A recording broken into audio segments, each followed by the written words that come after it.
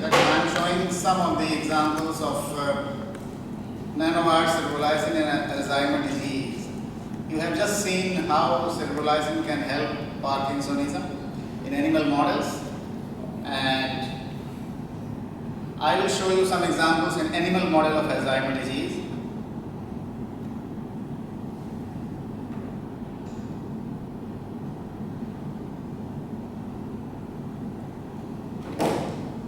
This investigation is also supported by European Office of Aerospace Research and Development, National Center of Toxicological Research, US Air Force Research Laboratory Health Factors, and Swedish Strategic Research Foundation.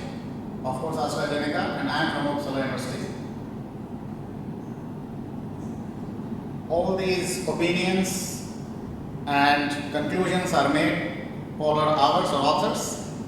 It is not reflecting any of the US government or any organizations involved.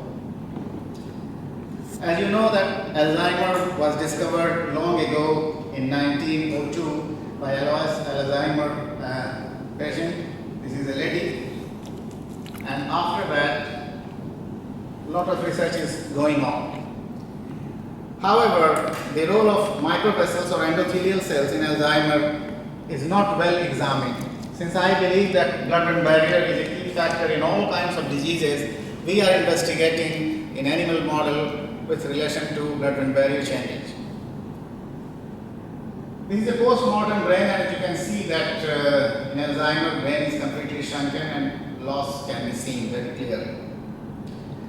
This is a PET investigation of the brain, and temporal lobe is different. This is a cartoon showing that how these amyloid plaques can deposit between the neurons, causing loss of functions of neurons as well as glial cells. And this is a close look of amyloid plaques in the neuropathy. This is a cartoon showing that not only these amyloid plaques can disturb the neurons, glial cells and its interaction, but also microvessels are also disturbed. Here is microglia and macrophages as well. One of the important things is increasing tau protein. It's not very new but known very well, and that leads to different kind of disintegration of microtubules or loss of brain function. So it's a complex, and then one can try to attack in different way to have some kind of treatment that is so far still elusive.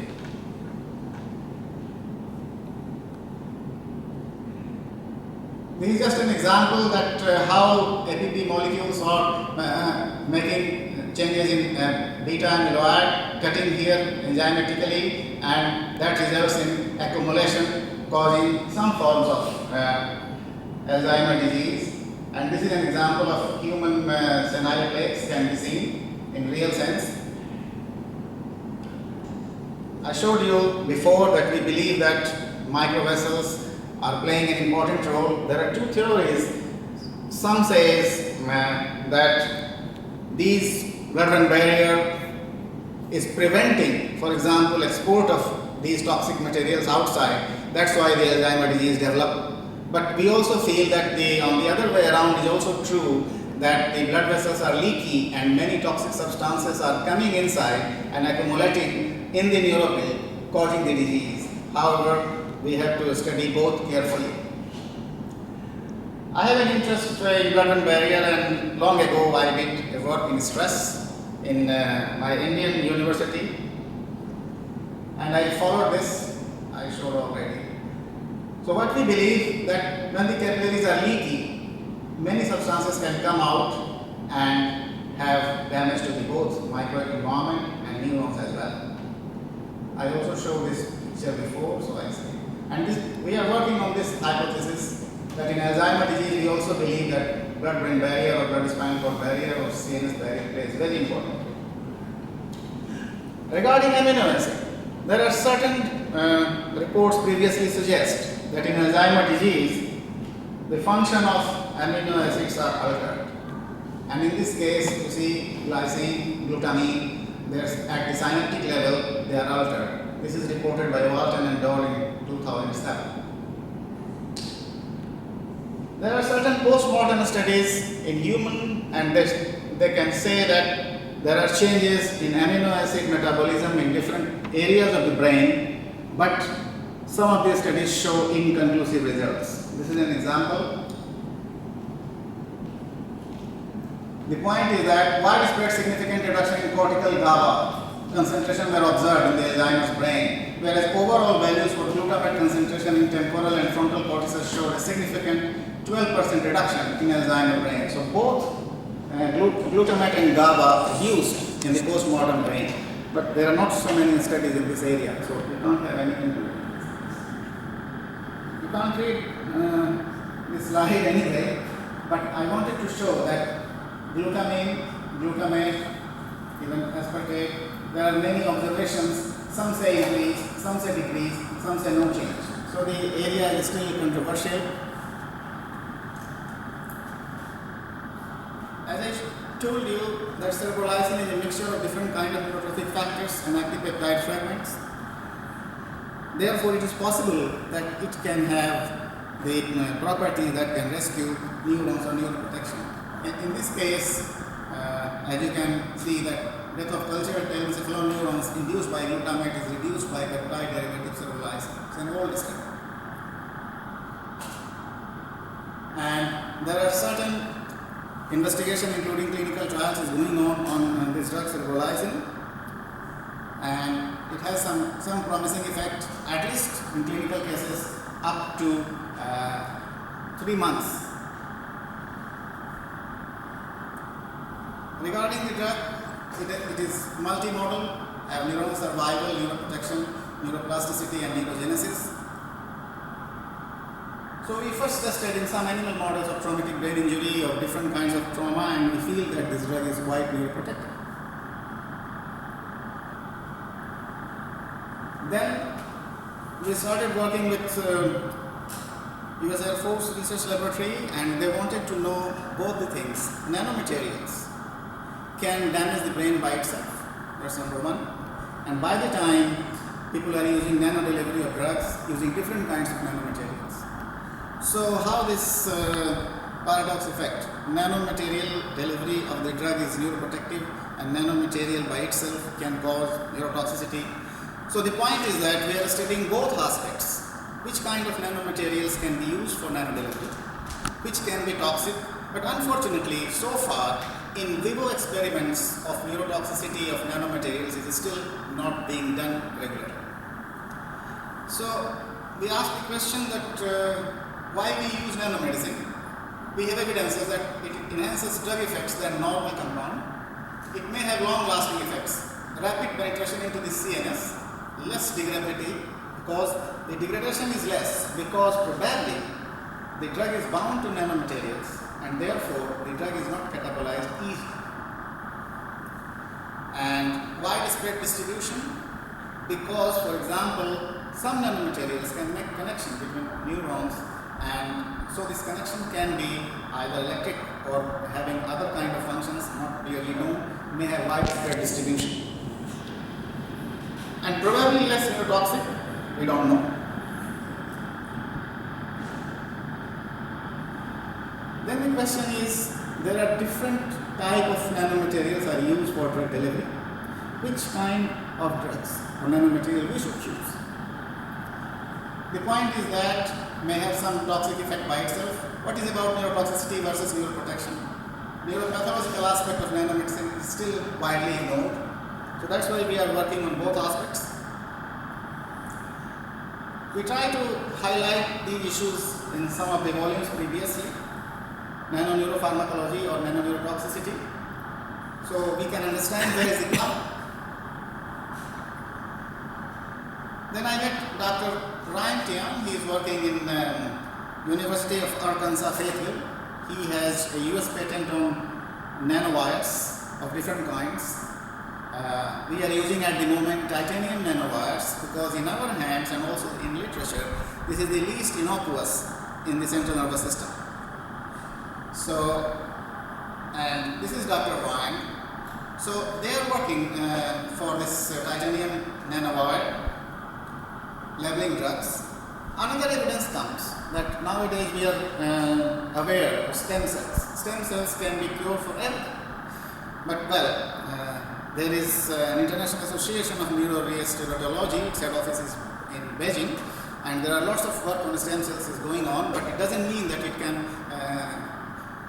treat everything. There are also limitations. So some studies show that if these stem cells were developed on nanowires, they are long lasting, they are working for a long time without having any cell death or something, so they can be better. This is, for example, that they grow faster and even the cell death is much less for longer time. So these are one of the examples of titanium nanowire that Dr. Ryan Tian is using for nano labeling. There are also different kind of labeling of nanomaterials and nanowires. I am not going in details. So we did some experiments with cerebrolysin labeled with nanowire and presented some observation in National Innovation Summit in the United States in 2013 in neuropathic pain. And we are greatly surprised that the organizers of that symposium, National Innovation, found that our technology is top 20% for the developing of any kind of drug or treatment therapy. And then there were some also spotlight discussion about this nanowire. So we are encouraged that probably we are going in right direction. So we try to expand up these studies.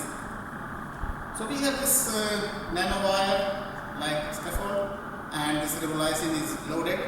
There are two different ways of labeling. Either they are nanospheres, but here I am talking only about nanowires labeling. And then just to test our methods, we are using amyloid beta peptide infusion that is well known. I think several years ago, you infuse daily in cerebrospinal fluid and wait for 4 weeks or something like that, and some Alzheimer condition can develop in animal models. The other way is knockout mice. So we try those. So here is cerebrolysin protects amyloid beta peptide deposition in the cortex. This is the normal case, and these are the knockout mice here. The level is increased, and we use cerebrolysin normal. But when we have used nanowire cerebrolysin, it is almost near normal. We don't know how it is happening, but these are the observations. Then we test our hypothesis using tau protein, and we measure biochemically. You can see here the most effective is nanowired cerebrolysin. And these are some examples of amyloid deposits here after ABP infusion. And this is nanowired cerebrolysin, and this is cerebrolysin alone. When we say that we believe that breakdown of the barrier is the key factor, there is another way of examining blood-brain barrier leakage using endogenous immunostaining for albumin. Because if there is a leakage, endogenous albumin will go into the brain, and we can study immunohistochemistry using this technique. You can see here that there are lots of albumin positive cells, maybe around the microvessels or maybe around neurons, but they are much less here. Whereas cerebrolysin, they are a little more than this. So this suggests that blood-brain barrier leakage to albumin could be one of the important factors also involved in the pathology of Alzheimer's disease. Here, the same thing with GFAP activation, and you can see that the least irritation of astrocytes can be seen here after nanowired cerebrolysin. So as some neuronal cells, neural populations are healthier than this one, and even as compared to cerebrolysin alone. I mentioned last time that we are always limited to normal healthy animals for drug development. Are we right? Probably not. So then we undertook some studies that we made animals like to normal human conditions like hypertension or diabetes and infuse the same amount of amyloid beta peptide and try to see is there any difference. Here you can see saline infusion. This is blood-brain barrier leakage to Evans blue, radioiodine, damage to neurons, and astrocyte activation. These are rough counts. 20 microgram for 4 weeks, increased leakage, neuronal injury, and even astrocytic activation. When we have given in diabetic animals made before by Cerebrolysin and did the same treatment, you can see that all situations were much more exacerbated. And also this is dose related, 10 microgram has less effect. Diabetes alone is lesser but significantly increased than the control. So this suggests that in disease conditions probably the same factors are exacerbating brain pathology. Here when we have given cerebrolysin, normal cerebrolysin 5 milliliter per kilogram intravenously, they were definitely better than normal control groups, but nanowired cerebrolysin is very near to the normal level I showed you. The point is that why and how? I do not have any answer at the moment, but what we believe that when we have given nanowired cerebrolysin, probably it is distributed widely in the brain. We have blood-brain leakage anyway, and then it can stay there for a longer period because of this nanowire binding. And I have some data I am not showing here. Nanowire alone do not affect these changes. Neither they increase pathology nor they reduce pathology. And this is an example in diabetic group. Here you can see after ABP infusion, and these are things. You can see nanowired cerebrolysin has reduced cellular damage, less GFP activation, and less albumin positive cells can be seen here. What about brain edema then? Because the protein leaks, we have edema formation in the brain. And this is an example in cortical brain edema because there are different regions, different ratio of water content. ABP infusion, and these are when the animals are made hypertensive by clipping one kidney. They have clinical renal disease. You can see that this increase is much more higher in hypertensive group. And when we have given nanowired cerebrolysin, even in hypertensive group, this is much better than the cerebrolysin alone. Here I told you that we are comparing different modes of delivery. So here is nanowire delivery, and here we have used PLGA level cerebrolysin. Of course, both were effective, but one can see that the nanowired cerebrolysin is much more effective than the PLGA level. We do not know the difference, but this is the results. The same thing is happening in neuronal injury. In hypertensive group, there is much more neuronal damage, much more albumin cells in the cortex, and nanowired cerebrolysin is better than PLGA level cerebrolysin. Regional changes in the blood-brain barrier after these groups. There are cerebral cortex, hippocampus, and cerebellum. In hypertensive group, they are much more higher, and of course, nanowired cerebrolysin is much better in all three cases. Here is nanowired cerebrolysin, and here is PLG. Although both were significantly reduced, but one can see that nanowired cerebrolysin is superior, appears to be. In some cases, there are significant differences. And here is in hypertensive group, ADP infusion, immunoreactive, and here is nanowired cerebrolysin, titanium nanowire, and here is PLGA level cerebrolysin. Both were significantly working better, but there could be certain differences between different modes of delivery of the same drug. Regarding amino acid, just to make simple, I have used percentage changes, and as I told you that glutamate is increased and aspartate is increased, whereas glycine and GABA levels were decreased from the control. These are percentage values of decrease, and when we have nanowired delivery of cerebrolysin, they were significantly reduced. Means the increase in excitatory amino acids are reduced, and decrease in inhibitory amino acids are also reduced in cortex, hippocampus, cerebellum, and thalamus. In certain areas there were some differences. Cerebrolysin alone is also significantly doing better, but much less than nanowired cerebrolysin here. Then we are working in combination of cerebrolysin with other factors. This is Dr. Andrew Shales, Nobel laureate of Physiology and Medicine in 1977. He has some idea that if we use CRF factors together with cerebrolysin, maybe we are going to have different results. So we are working with him, and hopefully we have some new results soon.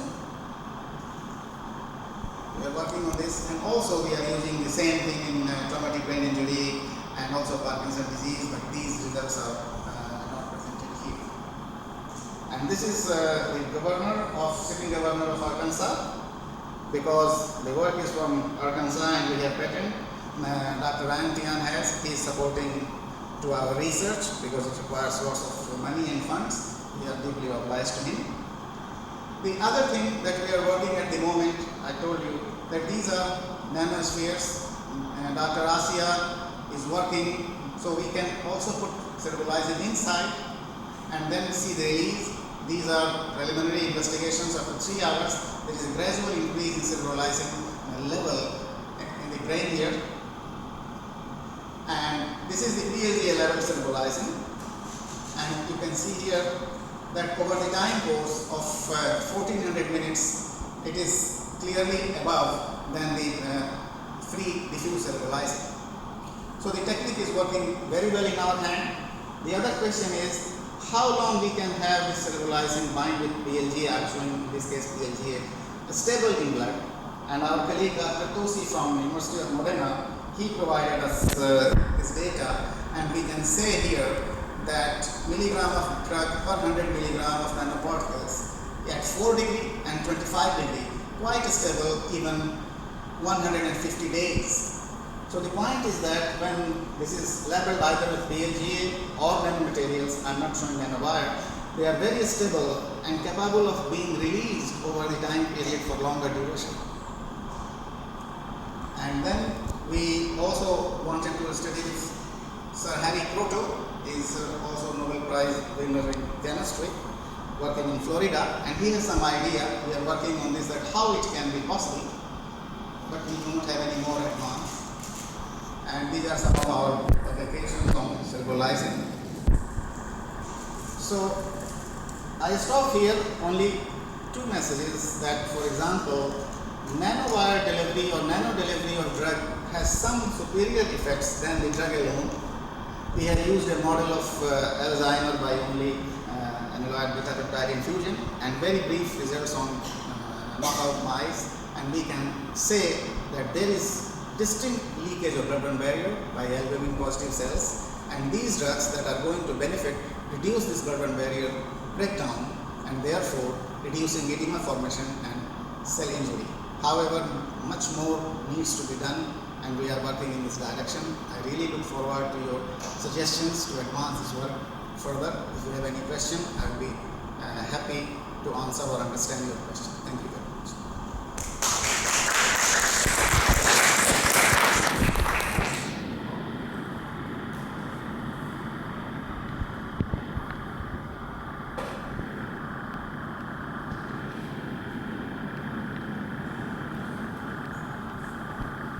Any questions or comments or suggestions? Yes, please. Okay. So, how do you measure what is released from cerebrolysin? Because it would be interesting how these nanomaterials work in storing this very complex mixture of substances.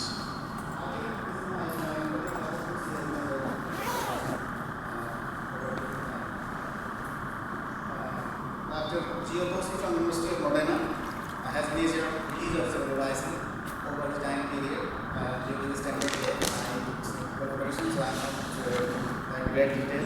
And Asia in Arkansas will see measured release from nanospheres. So I guess they have measured cerebrolysin over the time, and so it only shows that the formulation is stable and releases cerebrolysin, and that is different than cerebrolysin. But only I can say.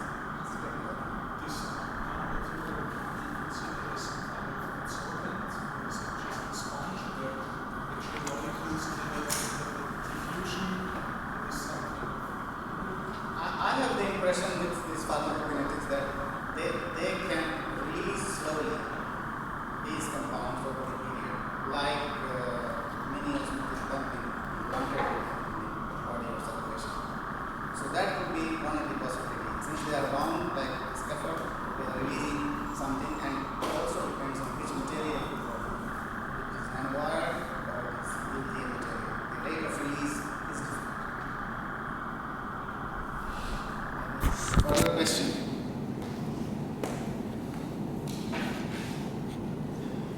If not, then I am really grateful that you are present, listening our talk on the last day and last time. So if there are no further questions, the session is closed. Thank you very much for your participation. Goodbye.